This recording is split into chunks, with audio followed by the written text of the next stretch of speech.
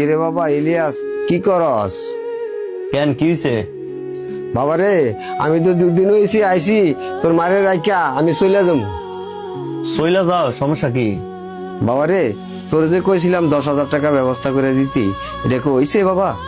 আচ্ছা বাবা, আমি গ্রাম ছাইরা শহরে চাকরি করি, এনে ফ্ল্যাট বাসা নিয়ে থাকি, আমার সন্তান আছে, আমার বউ আছে, এন বাজার টাজার কইরা তারপর ফ্ল্যাট বাসা দিয়ে আমার হাতে কি টিয়া থাকে কও? আমি কি একের লাখ টিয়া কামাই, মাসে 30 থেকে 35,000 টাকা বেতন পাই, এটা দিয়ে তো মনে করো আমরাই চলতারি না। তারপরও তুমি করে যতটুকু পারি দেই, তারপর আবার 2 দিন পর পর তোমার 10,000 টাকা লাগে, হের 5,000 টাকা লাগে, হের 2,000 টাকা লাগে, আমি এত টাকা কই পাবো? হ্যাঁ আব্বা, আপনি ওনার বেশি কথা শুনেন না, আপনি ওই ঘরে গিয়ে ঘুমান, কালকেরটা কালকে ব্যবস্থা হইব না, যান। আচ্ছা ঠিক আছে, তোমরা ঘুমা।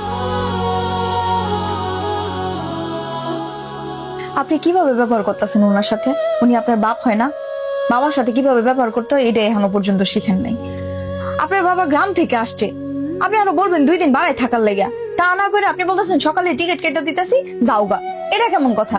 তার প্রয়োজন পড়ছে, সে আপনার কাছে 10,000 টাকা খুঁজছে, আপনি বলবেন যে ঠিক আছে আমি ব্যবস্থা করে দিব মনে, আপনি ডাইরেক্ট না করতেছেন। এই সমস্যা ওই সমস্যা এটা এটা কত কিছু বুঝাইতেছেন। আপনার বাপে কি আপনার কাছে বিপদে না পড়লে চাইছে? তাছাড়া আপনি যদি টিয়া ব্যবস্থা না করতে পারেন, আপনি আমারে করবেন, আমি ব্যবস্থা করে দিব, সমস্যা কি?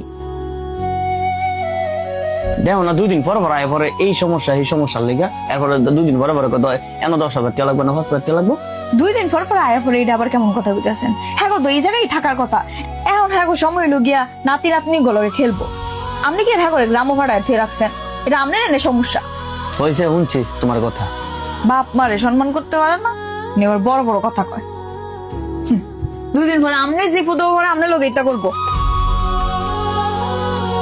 আব্বা, শুনছো তোমার বৌমার কথা?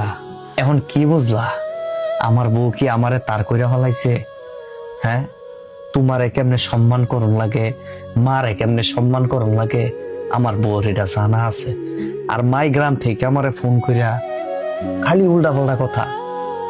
শহরে তো আইছি চাকরির জন্য, এখানে চাকরি পাইছি এই জন্য চাকরি করি, যখন ছুটি পাই তখন গ্রামে যাই। আর মাই তো সবসময় আমার বলে তুমি বৌমায় নাকি আমার টিয়াটা কিনা লাইছে। এখন তো নিজের চোখে দেখছো। না রে বাপ, এতদিন আমি অন্ধ ছিলাম। এটা আমার বউ না, এটা আমার মাইয়া। আমার বৌমার কথা শুন না আমার কলিজাটা জুড়ে গেছে রে বাপ। আজকে যদি তোর মা আইতো অনেক খুশি হইতো। ঠিক আছে বাপ, ঘুমায় পড়। আচ্ছা ঠিক আছে, যাও।